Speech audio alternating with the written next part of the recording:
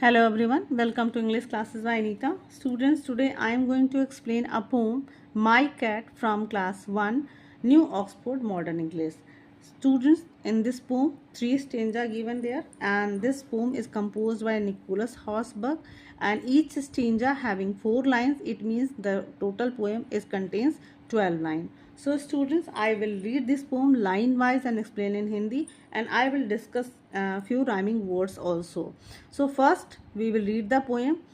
I have a cat, his name is Rish, his fur is white and he likes fish.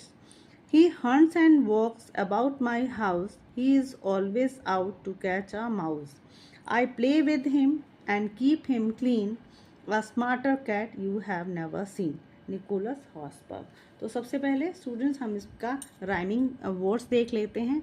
तो खैर cat से white rhyme नहीं कर रहा, लेकिन कुछ वर्ड्स हैं जो राइम कर रहे हैं, जैसे कि रिश को से फिश राइम कर रहा है, इसी तरीके से हाउस से माउस, क्लीन सीन। तो आप ये जो राइमिंग वर्ड्स है आप अपनी कॉपी में लिखिएगा और इसको लर्न करिएगा। चलिए लेसन को अंडरस्टैंड करते हैं, समझते हैं। आई हैव अ कैट, यानी कि मेरे पास एक बिल्ली है। हिज नेम इज़ रिश, उसका नाम रिश है। हर फर इज़ वाइट, उसके जो फर हैं यानी कि जो उसके बाल हैं वो सफ़ेद रंग के हैं।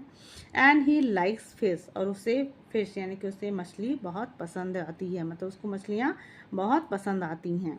तो पहले लाइन में क्या है, पहले स्टेंजा में है कि मेरे पास एक बिल्ली है, उसका नाम रिश है, उसके बाल सफ़ेद हैं और उसको मछली खाना पसंद है।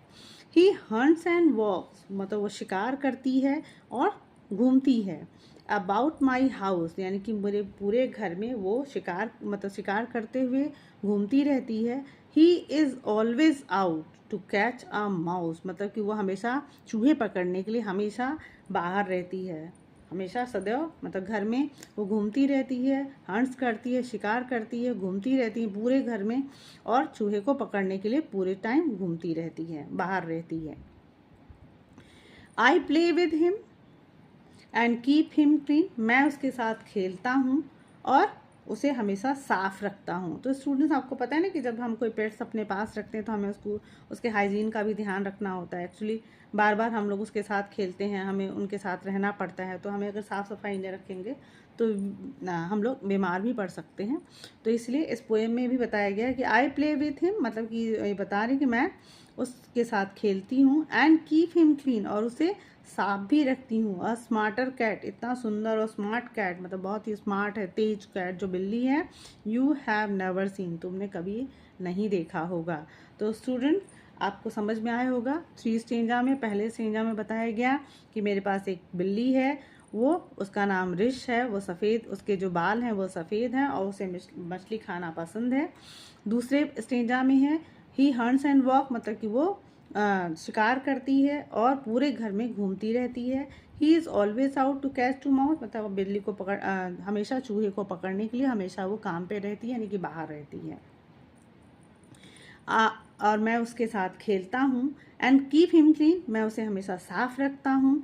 और ऐसी सुंदर और स्मार्ट बिल्ली आपने कभी नहीं देखी होगी। तो स्टूडेंट्स, आप समझे ना कि जब भी हम पेट रखते हैं तो हमें से बहुत प्यार भी करते हैं, उसे साफ़ सफाई भी उसकी रखते हैं, और हम वो जो हमारे पेट होते हैं, चाहे वो डॉग हो चाहे वो कैट हो, वो हमारे साथ हमेशा, हम उनके साथ खेलकर हमें बहुत मज़ा आता है। तो स्टूडेंट्स, आई होप आपको ये जो पोएम है बहुत अच्छे से समझ में आया होगा। सो if you like the explanation, do share with your friends, and if you are new on my channel, please subscribe, and very thank you for watching.